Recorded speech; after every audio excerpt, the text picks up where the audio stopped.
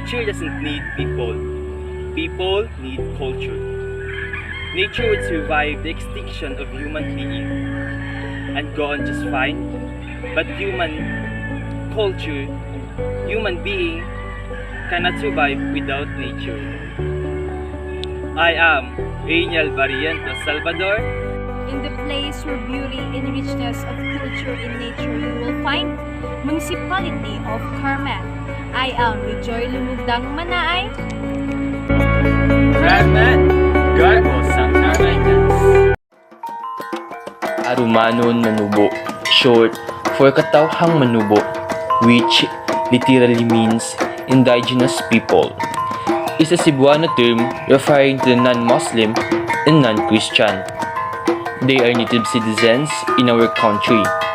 Most of the Lumad or Manubo live in hinterlands, lowlands, and coastal areas of the provinces in Mindanao. Different ethno-linguistic groups belong to this collective identity, which includes the Arumanon, Eita, Magubo, Banwaon, Bilaan, Bukidnon, Dibabawon, Higawnon, Mamanwa, Mandaya, Mangwangan, Manubo, Mansaka, Subanin, Tagakaulo, Tadasay, Tibuli, Tiduray, and Ubo. Manubo sons and daughters learn to manufacture bed ornaments and decoration for their homes, clothes, and personal items. As early as young age, beading is typically done as a pastime. This practice is enjoyed not only by Manubo women, but by men in their spare time. Various lumad sa Manubo peoples in Mindanao, particularly the interrelated Manubo groups, baliog, are bead necklaces composed chokers and necklaces fastened around their necks. A fringe of more beads and other ornaments, including copper or brass bells, amulets, and shells, are get attached to their lower edge of the choker. The wearing of beard among the various Manubo tribes is culturally important. The numbers, colors, and pattern vary by tribe and by status. The largest type of baliog is mostly a women's necklace known as ginibang. Its name means monitor lizard due to the resemblance of the pattern to monitor lizard scales. Dati pa yung mga kaninunuan pa. Ang guide dati, kuto. Hindi siya marunong magtahi kung wala yung kuto na puti. Kapag magsuot ka nito, parang plug siya eh. Kailangan hindi basta-basta nasusuotin lang. Yung mga disenyo lahat niya nandito. Nanggagaling sa kalikasan at saka dito sa kultura namin. Sa pamilya, kasi ito, pamilya naman to. Kailangan laging buo. Reminder lagi na hindi magkawatak-watak ang tribo. Sayang, kawawa kung mawawala naman ang mga kaugalian dati. Kahit saan daw kami pupunta, kailangan babalik sa pinanggalingan namin. According to our interviewee, Mr. Joel Antigir, there are various ways to identify them as native or katutubo, one of which is tattooing. But body accessories such as baliog or necklace, tunggal or earrings, sugot or bracelet, tising or ring, and sayap or hat are more effective and significant to them to identify as Manubo. When it comes to dress, wearing white Manubo clothing and accessories makes you an ordinary or native Manubo. But wearing yellow makes you one of the highest or exclusive for datus or TMYs. Ano ba ang tawag sa inyo na tribo? Ang tribo po, ang tawag po sa amin sa maring mga po, ang tawag sa amin sa IT. So, isa ka butang na hinong makilala ang pag-IT sa kanila. Si sinina na naiborda-borda. Isa na siya ang katong baliog, yung mga baliog. Ako si Siras, napay nabutang ka sa galungan. So, magtumo na siya. Amo sa IP sa kuan, Romanon, kasi kagalan ang mga sa tulog puti. Timahilan sa isa ka IP na puti, member siya IP, kung magtumo siya o kanina siya ang isa ka sa PY. Ang ana ang mga ikanan sa isa ka IP, kung isa siya, isa lang ba siya ka IP, isa siya ka PY. So, mahalaga po ba ito sa inyo, sir? Isa ka butang na pinaka-importante tayo kabahay niya ng inhanan tungkol kay kami bisan pa man sa aming kapugi ay lahat kami sa gobyerno kung isa pa man na nita ang puti kami dyan sa mga IT. Paano po ba ninyo mabigyang halaga or naalagaan ng inyong tribo? Isa ka pagkuan, pagbantay sa isa kapugi. Ang pag-maintenance sa dito ang lugar o ang paghimo maayo, hindi lang maayo. Ay diha makita o makita sa mga tao na ang pagbantay sa tribo ang pagkamaayo. Diha kay hindi ka maayo na tribo. So, hindi ko mapangalagaan ay wala man sa paglingan.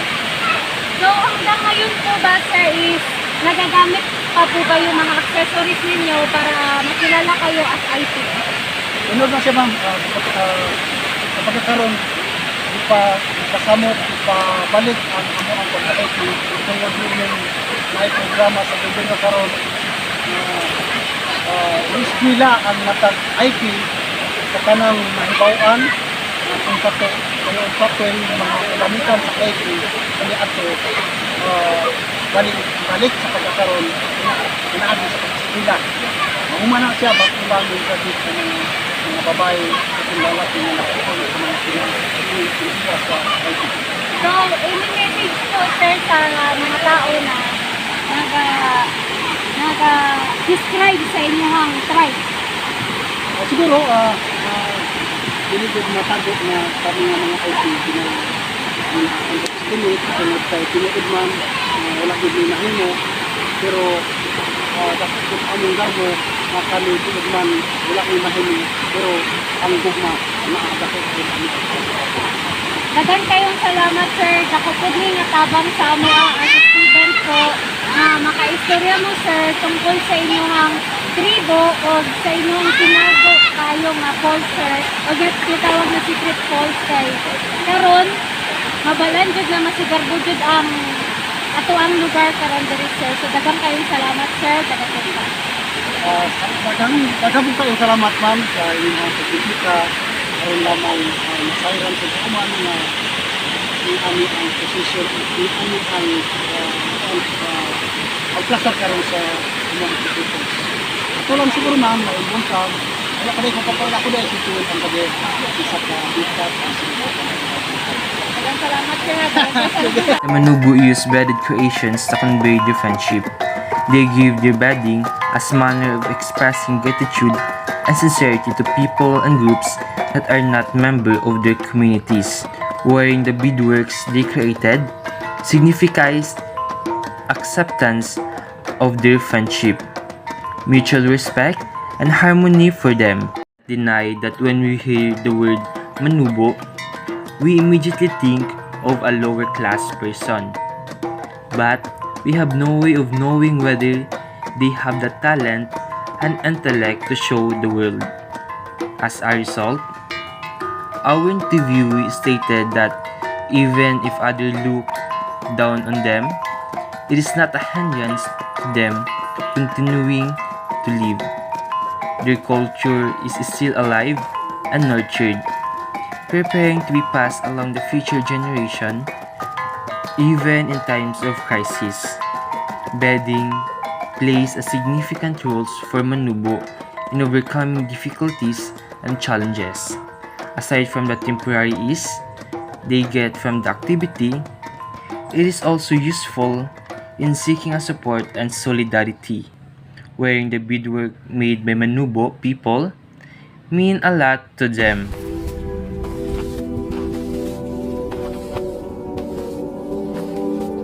I declare, this world is so very beautiful and can hardly believe it exists. The beauty of nature can have a profound effect upon our senses, those getaways from the outer world to the inner. Whether it results in disbelief in its very existence, nature is a huge part of our lives. While we appreciate the blessing she imparts on us, we often forget that we are robbing her treasure and those disclaiming our generation the pleasure of enjoying nature in all her abundance. Many people in Luzon and the other part of Philippines dream of visiting Mindanao. Visayas get a piece of the pie. Over stories of conflict, tales of unrevealed natural beauty are here. Mindanao has been beside for a long time. Yet, there is no disputing that there is a lot going on beneath the surface. The country's southernmost part are some of the most beautiful.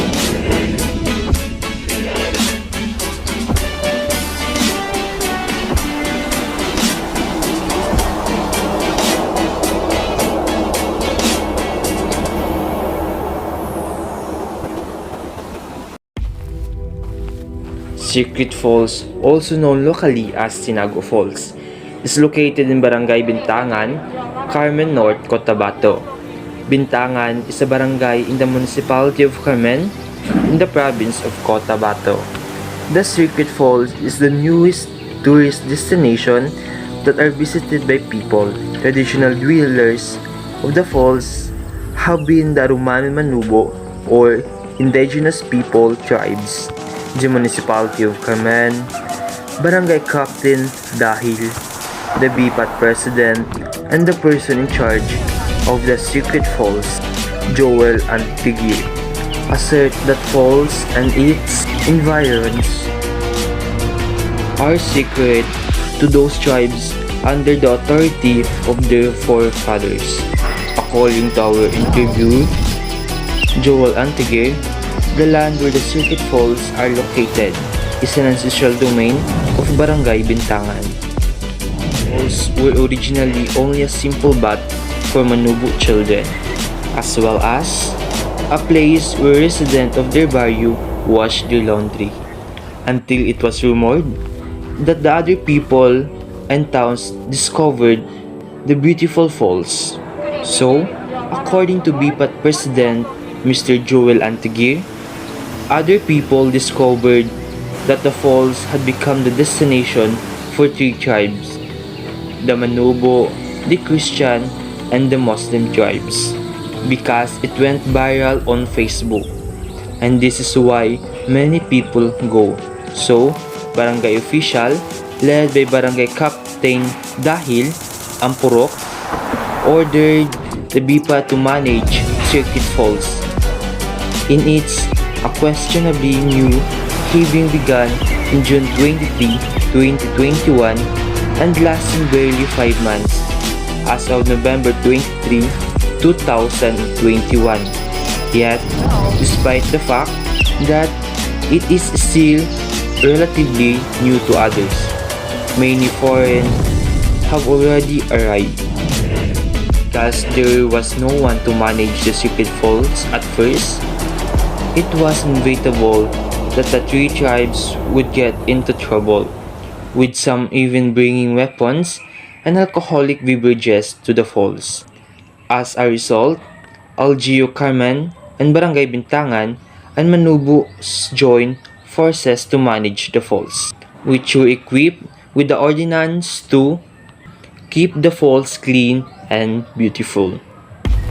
There are BPAT officers who will monitor your vehicle and belonging before you may enter the falls. There is a 10 peso fee for entering the falls and 10 peso fee for guarding your vehicle. According to BPAT President Joel, they don't refer to it as an entrance fee, but rather as donation for their manubo who administer the falls as well as provide support for them.